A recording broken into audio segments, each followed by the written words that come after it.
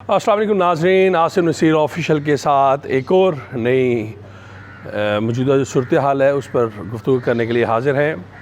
आज हम आपसे बात करेंगे शहबाज शरीफ के मुफाहमत के बयानिए के ऊपर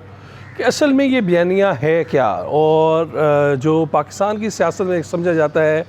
कि शहबाज शरीफ वो मुफाहमत के कायल हैं, वो क्यों कायल हैं, क्या वजूहात हैं, उसके ऊपर बात करेंगे। लेकिन उसके लिए आपको हमारा ये वीलॉग देखना होगा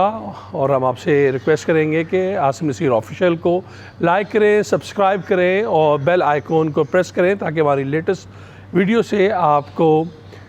जानकारी हो सके और आप उससे मुस्तफ़ीद हो सके। नाज़रीन, जैसा कि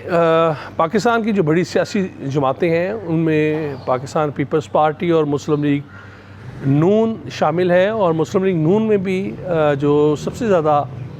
जो ख़बरों की ज़ीनत भी रहती हैं उनकी सियासत से हटकर वो दो भाइयों की सियासत का जो अंदाज़ है उसके ऊपर बहुत बात होती है। कुछ लोग कहते हैं कि शायद शहबाज शरीफ वो मुक़्तदर हलकों के साथ अपनी गिव एंड टेक की पॉलिसी के लिए या मुफाहमत के लिए बहुत ज़्यादा सरगर्दा रहते हैं, और कुछ लोग ये कहते हैं कि नवाज़ शरीफ जो है उनके बड़े भाई जो साबिक़ वज़ीर आज़म भी हैं वो अपना एक जरहाना मूड रखते हैं और अपने मूड के हिसाब से चलते हैं। लेकिन शहबाज शरीफ का क्या पाकिस्तान की सियासत में क्या किरदार है उसके ऊपर हम बात करेंगे, और उसी सिलसिले में हमने कहा कि हम कुछ ऐसी गुफ्तगू जो कि आपने शायद आज से कबल ना सुनी हो वो हम आपके साथ अपने जो तजर्बात हैं वो शेयर करें, और उसके लिए हम आपको बार बार कहेंगे कि इस वीलॉग को आप देखें और आगे चल के मैं आपको तमाम वो बातें बताऊँगा कि शहबाज शरीफ का बेसिकली जो तर्ज़ हुक्मरानी है वो है क्या, और जो मुफाहमत की वो बात करते हैं वो असल में वो पंजाबी कहते हैं जी कि दही ते पा देता लस्सी किस तरह निकलनी है कि ऐसी सियासत एक लस्सी की तरह है या वाकई कि दही की एक बड़ी ज़बरदस्त पेड़े वाली लस्सी है। तो उसके लिए आप ये वीलॉग देखेंगे तो इंशाअल्लाह ताला आपको आपके मैं समझता हूँ कि आपके भी जो नॉलेज में इजाफ़ा होगा। शहबाज शरीफ 1985 में अपनी सियासत का आगाज़ करते हैं और अपने भाई की जो सियासत में उनके एक मावन के तौर पर वो आगे आते हैं, और जो उनके हलके के मसाइल हैं उनके लिए वो 2 घंटे का अपना वक्त शुरू में देते हैं। ये 1985 में शहबाज शरीफ ने 1984-1985 में अपनी सियासत का जो अमली तौर पर आगाज़ किया, और उसके बाद फिर अर्ली 90s में वो बाज़ाब्ता तौर पर जो है वो सियासत के अंदर सियासत के मैदान में आए, और तकरीबन वो आप यहाँ ये कह लें कि 1988 के बाद से जबकि गैर जमाती इंतखाबात हुए उसके अंदर उन्होंने बढ़ चढ़ कर हिस्सा भी लिया, और उनकी जो असल जो सियासत है वो 1988 के बाद जो है वो शुरू हो जाती है। और इस तकरीबन 36-37 साल की जो उनकी सियासत है उसके अंदर जो उन्हें बहुत करीब से लोग जानते हैं वो ये समझते हैं कि शहबाज शरीफ जो है वो किसी भी टकराव की सियासत के हामी नहीं है, आल्दो कि एक बड़े अच्छे स्पीकर भी हैं, और जो तकरीरें करते हैं शोला बयां उनका अंदाज़ है, और शायद वो भुट्टो साहब से मुतासिर हैं या जालिब साहब से मुतासिर हैं, ये तो वही बेहतर बताएंगे। लेकिन जो उनका तकरीर का अंदर जो एक रंग नज़र आता है वो भुट्टो साहब का भी और जालिब साहब की शायरी का भी उसमें कूट कूट भरा हुआ है। रुमानवी भी किरदार उनका है, वो सियासत से हट कर है, लेकिन उसके बावजूद वो अपने काम के और अपनी डगर के बड़े पक्के हैं, और शायद यही एक वजह है कि शहबाज शरीफ ने जो टास्क उन्हें दिया गया उनके भाई की तरफ से उन्होंने वो अचीव किया। लेट 90s में जब मुस्लिम लीग नून 2/3 अक्सरियत के साथ आई और उसके बाद 99 का कू हुआ, उसमें जेलोबंद की सोबतें बर्दाश्त की, अटक किला में गए, मरी में इन्होंने कैद काटी। उसके अलावा जो माशाल्लाह जब लगा तो सेफ़ हाउसेस में भी उन्हें रखा गया तकरीबन 1 माह के करीब। इसी तरह पाकिस्तान के तकरीबन तमाम ही इन्होंने जेलों में कहा जाए कि जेल यात्रा की, और इसी सियासत की वजह से वो कोट लखपत जेल में भी कैद रहे, अडयाला जेल में भी कैद रहे और अटक जेल में भी कैद रहे। लेकिन उनका जो बयान है और जो उनका बयानिया है वो शायद अभी तक वही है, और उसकी उन्हें यहाँ तो ये कहा जाए कि उन्हें सज़ा उसकी मिल रही है, यहाँ उन्हें वो उसका वो क्रेडिट ले रहे हैं। लेकिन अभी तक जो देखने में आ रहा है कि जिस तरह उन्होंने जो डिलीवर किया, ख़ुसूसी तौर पर लेट 90s में जब वो पहली मरतबा वज़ीर आला बने, और उसके बाद 2008 की असम्बली में जब वो वज़ीर आला के मनसब पर आए, और उसके बाद 2018 तक उन्होंने जिस तरह डिलीवर किया, और ख़ास तौर पर जो नवाज़ शरीफ का तीसरी उनकी टर्म थी बतौर वज़ीर आज़म, उसमें वो अपने भाई के नीचे एक मरतबा फिर वज़ीर आला पंजाब बने, और उन्होंने जिस तरह लोड शेडिंग को ख़त्म करने के लिए वज़ारत पानी बिजली के साथ मिलकर और दीगर जो PND के साथ प्लानिंग एंड डेवलपमेंट जो बना था उसके साथ मिलकर जिस तरह जो काम किए, वो इस वक्त तारीख़ का हिस्सा है। शहबाज शरीफ ने अपनी अनथक कोशिश की कि पाकिस्तान की जो आवाम है उन्हें रिलीफ दे सके। उसके लिए उन्होंने पैफ, पीक, पैक,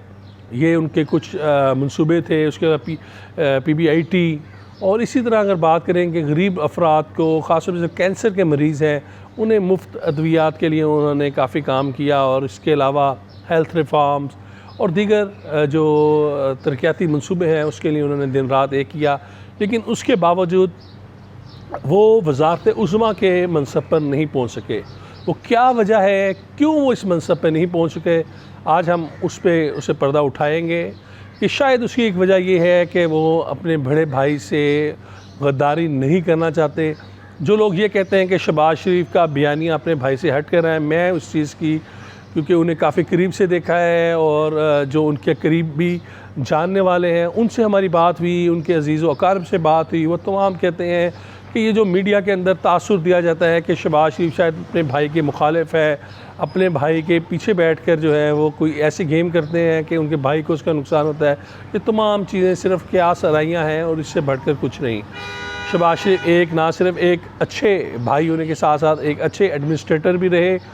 और उन्होंने पार्टी के अंदर भी बतौर अब इस वक्त प्रेसिडेंट हैं, उन्होंने हमेशा पार्टी के लिए वो लाइन इख्तियार की जो कि पाकिस्तान के लिए बेहतर और मुस्लिम लीग नून के लिए बेहतर रही। और शायद इसी चीज़ की अब उन्हें सज़ा भी मिल रही है कि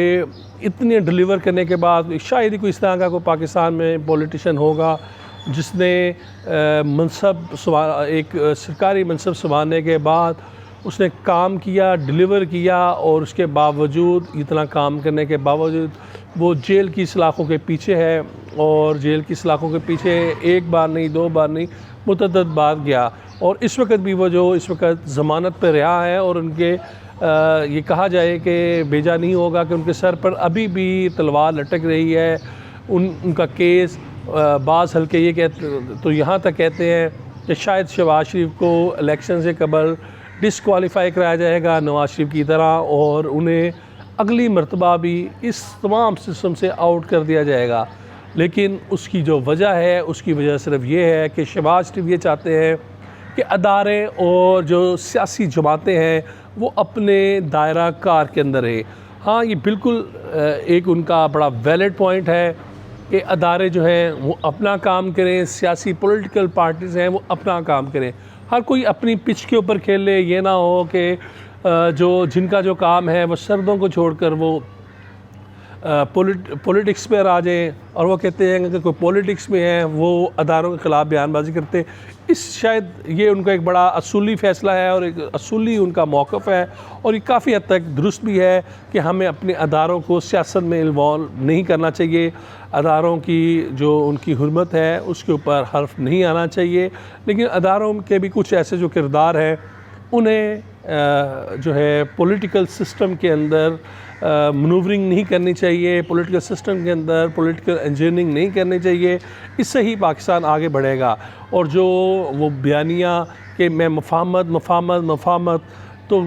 बड़े करीबी हिलके उनके कहते हैं कि मफाहमत तो तभी होती है जब दोनों फ़रीक बराबर हों। अगर फ़रीक अव्वल और फ़रीक दोम बराबर नहीं है और कोई गिव एंड टेक नहीं हो रहा, तो फिर कैसी मुफाहमत, कैसा आपका एक दूसरे के ऊपर लेन देन या गिव एंड टेक होगा। तो क्योंकि पॉलिटिकल जो सिस्टम हमारे पाकिस्तान में है, आप सब जानते हैं कि 70 साल में ये पनप नहीं सका। जो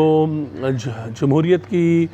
गाड़ी है वो हमारे कुछ ऐसे पॉलिटिशियंस की वजह से या उनकी कमज़ोरियों की वजह से कभी भी उस जो पटरी है वो अपनी मंजिल तक नहीं पहुंच सकी और हमेशा ही डीरेल होती आई है। अगर कभी वो अपनी मंजिल मकसूद की तरफ बढ़ी भी है तो उसके अंदर उसे वो कामयाबी नहीं मिली जो उसे मिलनी चाहिए थी। और शायद उसकी एक वजह यह है कि अदारों और जो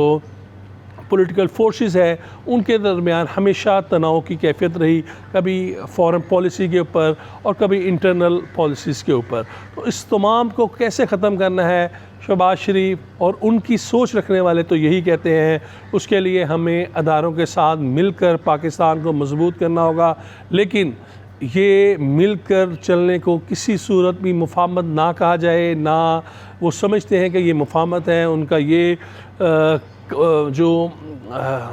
ये भी कहना है कि अगर कोई कहता है कि मुफाहमत या मामलात फ़हमी, तो अगर मुफाहमत इतनी ही उनकी कारगर होती तो आज वो जेलों की सलाखों के पीछे से ना होके आए होते, उनके बेटे एक बैरून मुल्क रहने पर मजबूर ना होते और एक जेल की सलाखों के पीछे ना अपने शब व रोज़ गुजार के आए होते, ना ही उनकी बेटियां जो हैं वो कोर्टों में पेश हो रही होती, उनकी भतीजी जेलो बंद की सोबतें बर्दाश्त की, भाई ने बर्दाश्त की। तो कैसी मुफाहमत। और अभी तक जो हमारे पास जो उनके बड़े करीबी अफराद हैं उनका यही हमें बताना है कि शहबाज शरीफ जो है वो मुकम्मल तौर पर अदारों की जो उनकी स्ट्रॉन्ग होना है उसके ऊपर वो बिलीव करते हैं, रूल ऑफ लॉ पर बिलीव करते हैं, डेमोक्रेसी पर यकीन करते हैं और जो अदारों की जो मुस्तहकम होना और उनकी बराबरी है उस पर यकीन रखते हैं। और शायद इसी की सज़ा के बाइस शहबाज शरीफ अभी तक बाहर है। गो के एक ऐसा शख्स जिसने डिलीवर किया लोड शेडिंग के अंधेरे ख़त्म किए, जिसने मुख्तलिफ़ तरक्याती मनसूबों के जाल बचाए, जिसने अपनी गुड गवर्नेंस के ज़रिए मेरिट का बोलबाला किया, बूटी माफिया को ख़त्म किया, स्कूल सिस्टम में ख़ास तौर पर जब जो एग्ज़ामिनेशन सिस्टम था उसे जदीद खतूत में लेके आया। बूटी माफिया एक ऐसा कल्चर था कि जो 90s तक तो ऐसा था कि हर शख्स जो है उस कल्चर के अंदर उस कीचड़ के अंदर लथा हुआ था। लेकिन शहबाज शरीफ ने जब वो पहले मरतबा आए उन्होंने उस कल्चर को ख़त्म किया और उसके बाद उन्होंने कोशिश यही की कि मेरिट का बोलबाला हो। शायद यही एक वजह है कि उनके जो करीबी कारकुन हैं या उनके रहनुमा हैं वो शायद उनसे ख़ाइफ इसी वजह से होते हैं कि वो हमेशा मेरिट की बात करते हैं। तो नाज़रीन, आज की जो अहम हमने जिस तरह आपसे इंफॉर्मेशन शेयर करनी थी उसमें यही था कि जो लोग कहते हैं कि मुफाहमत, लेकिन वो मुफाहमत नहीं है, वो है कि दोनों अदारे चाहे वो सिविल है या हमारा इस्टेब्लिशमेंट है, उन दोनों को मतवाज़ी होकर चलना होगा और पाकिस्तान की सोच को लेकर चलना होगा। अगर इसे कोई मुफाहमत का पेश देता है तो फिर वो उसके ऊपर कुछ नहीं कहा जा सकता। लेकिन उनका ये मानना है कि मुफाहमत तभी होती है जब दोनों पार्टीज़ हम पर ला हों। अब तक के लिए इतना ही। मैं उम्मीद करूँगा कि आप आसिम नसीर ऑफिशियल को लाइक करेंगे, सब्सक्राइब करेंगे और बेल आइकॉन को प्रेस करेंगे ताकि हमारी लेटेस्ट वीडियो से आप मज़ीद उससे आगाही हासिल कर सकें। बहुत शुक्रिया।